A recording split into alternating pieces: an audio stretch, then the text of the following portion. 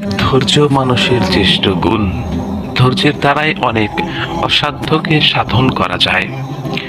প্রবাদে বলা হয়েছে, ধৈর্য মেওয়া ফলে। ধৈর্য 3 প্রকার। এক, বিপদের উপর ধৈর্য ধারণ করা। যারা বিপদের পতিত হয়েছে, মহান আল্লাহ তাআলা তাদের ধৈর্যের জাগান শুনিয়েছেন। এরশাদ হচ্ছে, আল্লাহ তাআলা ধৈর্যশীলদের সাথে রয়েছেন। সাহাবায়ে কেরাম রাদিয়াল্লাহু তাআলা আনহু ধৈর্য ধারণ করেছেন। মক্কি জীবনে 13 বছর কাফের মুশরিকদের জুলুম নির্যাতন বরদাস্ত করেছেন। তবে জিহাদের আয়াত অবতীর্ণ হয়নি। কি যে লহম অত্যাচার আর জুলুম তারা সহ্য করেছেন, তা ভাবতে অবাক লাগে। 2, ইবাদত বন্দেগীর উপর ধৈর্য ধারণ করা। এটা অত্যন্ত কঠিন কাজ। মনে হয় এটা অতি সহজ এবং প্রথমটার তুলনায় অনেকটা হালকা। বাস্তবতা কিন্তু এমন নয়, কেননা ইবাদতের উপর জমে থাকা অনেক কষ্টসাধ্য।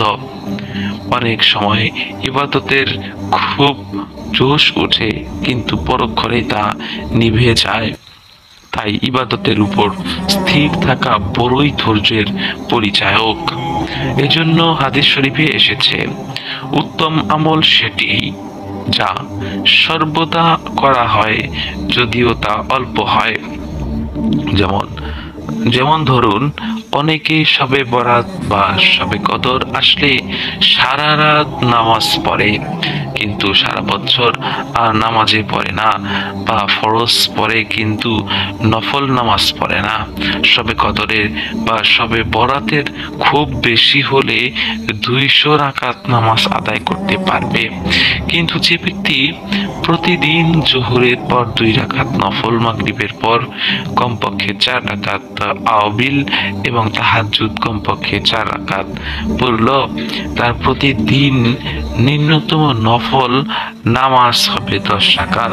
তাহলে এবার হিসাব করুন, সারা বছর তার নামাজের সংখ্যা কত হবে।